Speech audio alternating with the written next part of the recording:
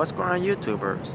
It's the Natural Born Thriller, and welcome everyone to WWE 205 Live Review, the show from June 25th, 2019. Your commentators were Vic Joseph, Nigel McGuinness, and Aiden English. And this was basically a recap of what happened at WWE Stomping Grounds, where it pertains to Drew Gulak, Tony Nese, and Akira Tozawa, where it pertains to the WWE Cruiserweight Championship. And they were at Portland, and that's all it's telling me, folks. But anyways, let's get to the show. Basically, the show opened up actually with Drew Gulak kind of promo saying that he's been given up on making a better 205 Live and wants to make a better Drew Gulak. Basically, focusing on that more than focusing on instead of focusing on making a better 205 Live. And then he says, this place deserves his wrath.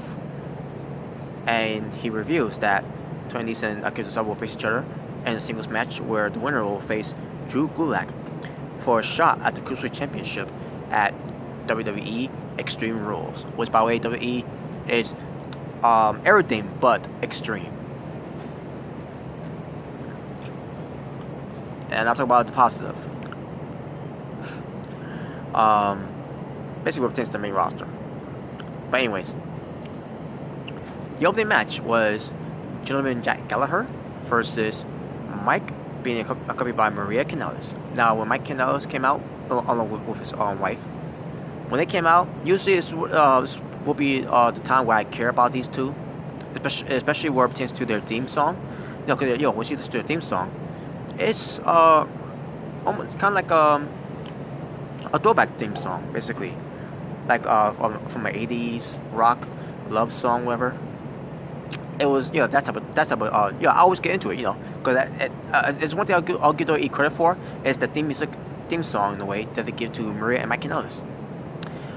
But because Maria and Mike Kanellis decided to resign with WWE, despite how they've been feeling unhappy with WWE, they've been feeling miserable with WWE, and then bragging about, the contract's going to be up, in weeks on, by making these tweets, making for everyone check out the stats and everything, only for them to resign, which makes them sellouts. So when they came out to that great theme song, the greatest love of all, I believe that's what it's called. But still, I'm burning up in your love, and it's got a nice rock vibe there. I didn't jam for it. I didn't rhythm to it, because I lost all respect of Mike and Maria Kanellis because they decided to resign. And then someone on commentary saying that Mike Kanellis looks I'm trying to remember how they said it, like unhappy and everything. And like, well, I just feel because he must be happy being there since he resigned. Or I think this says he looked miserable or that. And I think to myself, well, he's happy being miserable. Yeah, it was that actually. Someone on commentary said that he looks miserable, and when someone said that on commentary, I'm like, well, he's miserably happy because he decided to resign with WWE. So he must be he should be used to be miserable since he wants to resign with them. So I didn't care. But as far as this match was between Gentleman Jack Gallagher and Mike Kanellis, it was good. But like I said, I don't care about Mike Kanellis anymore. I don't care about Maria Kanellis anymore. I don't care about these two anymore.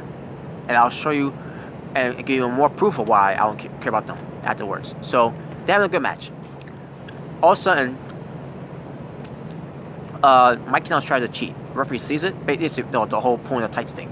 Referee, is telling Mike Kanellis you can't do that, and Mike Kanellis like, you trying to screw me and everything and all that, and like, that made no sense. The referee was doing his job because he saw you pulling his tights. So, referee, distraction caused Mike Kanellis the loss because Gentleman Jack Gallagher gives him the gentleman headbutt, which by the way Mike Kanellis fell into it like shit. he fell into like crap. He didn't even bother trying to fit into it. It looked terrible. But Gentleman Jack Gallagher had to beat him with that move because that's his finishing move. And Gentleman Jack Gallagher wins the match, which good. And also too, I didn't care. And Mike Kanellis lost the match. And then to make matters to make me not care even more. So all of a sudden, Mike Kanellis is screaming. He's done. He's like, I'm done. This was a mistake. Yeah, a mistake by re-signing with WWE. That was your mistake. So he walks off into the crowd, basically in a shoot, and Maria Kanellis is standing there looking all confused. And basically they want us to believe that this was a shoot and everything. But here's the thing, I know they resigned. So whatever storyline they're trying to go here with Mike Kanellis doing that, and then with Maria Kanellis acting concerned and confused and everything, I don't care. So what did I do? I skipped it because I don't care. I can care less about this. I can care less about Mike Kanellis. I can care less about Maria Kanellis. I can care less about both of them because they decided to resign with WWE. They could have went elsewhere, but they decided to resign. So I don't care. Moving on. Whatever they do with that storyline, they can do whatever the hell they want with that storyline. Because I don't care. The hell with Maria and Mike Kanellis. So next we get to Tony Nese Gunner promo, where he said he couldn't sit here and make a bunch of excuses. Basically, where pertains to losing the Cruiserweight Championship. He said that he lost his Cruiserweight Championship, and he says that tonight he's gonna get the opportunity to face a man that he requests to have a match with, who has respect for, which is Akira Tozawa. Then he calls out Drew Gulak, saying for not paying him during the triple threat match, he promised to make basically he promised to take back the belt that he never lost. And then we get to Akira Tozawa kind of promo about he let the title slip through his hands basically, and he says tonight it's gonna be a different story. He will give his all, and Toru's becoming a 2-time Cruiserweight champion, and we'll get that match later on because that ends up being the main event.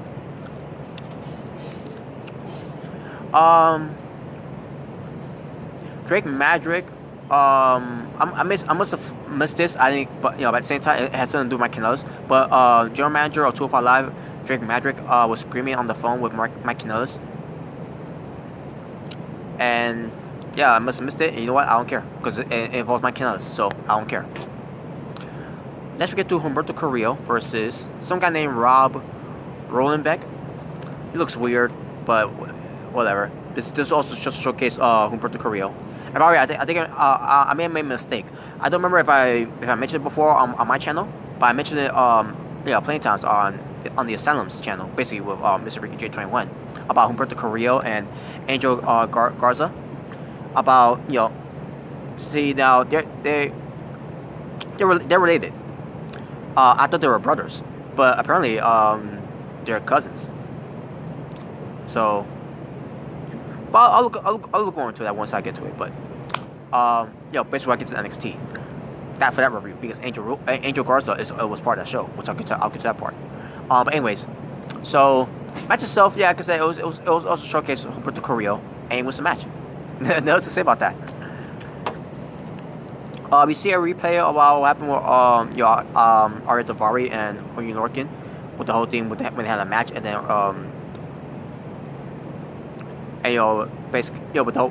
basically the whole thing with the feud between Ariya Daivari and Oney Lorcan, the whole chair and everything involvements and all that, and the whole ears, basically the feud itself.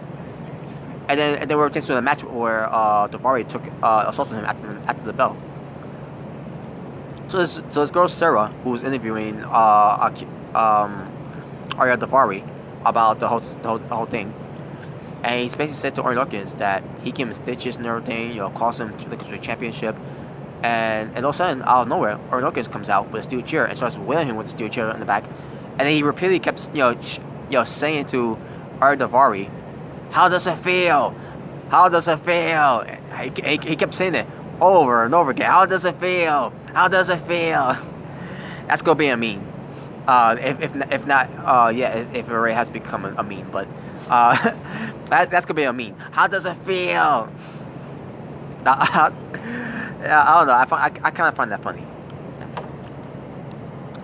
I must have missed this too, by the way, folks. Apparently, there's going to be a rematch between the Lucha Trash Party versus the Sin Brothers. And just like with Maria, basically just like with Maria and Mike Kanellis, I don't care. Main event time. Tony Nese versus Akira Tozawa. Winner gets to be the number one contender against Drew Gulak for the Cruiserweight Championship at Extreme Rules pre-show. Match itself, great match. Great main event match between these two guys. They were hell bent to beat the living hell out of each other just to become number one contender for the Cruiserweight Championship. And in the end, now here's the thing. I knew the results already, but at the same time, there was no need to watch the match since I knew who was gonna win. But at the same time, it's a wrestling match, and I'm a fan of both of these guys. So I wanted to watch the match, obviously. So in the end, Tony Nese wins the match with the running Nese, and it wasn't a running Nese. It was actually a spike. He's actually spiked him down. Almost like I'm trying to remember how the move was, but almost like a reverse power driver type of way it was. But it was pretty nice the way that Tony Nese did to Akira Tozawa. In the end, he wins the match. After the match, Tony Nese and Akira Tozawa embrace. They show sportsmanship, and that was it. Tony Nese wins, and that was it. The show went off here with Tony Nese winning the match. And there you go. And that was 205 Live. Tournament wrestling for 205 Live, 3 matches. And my overall strength for the show, to the 205 Live from June 25th, 2019. I'm gonna go 6 out of 10. So that being said, folks, thank you all for watching. For It's the Natural Born Driller, saying peace on the streets. For this was your WWE 205 Live review. Take care.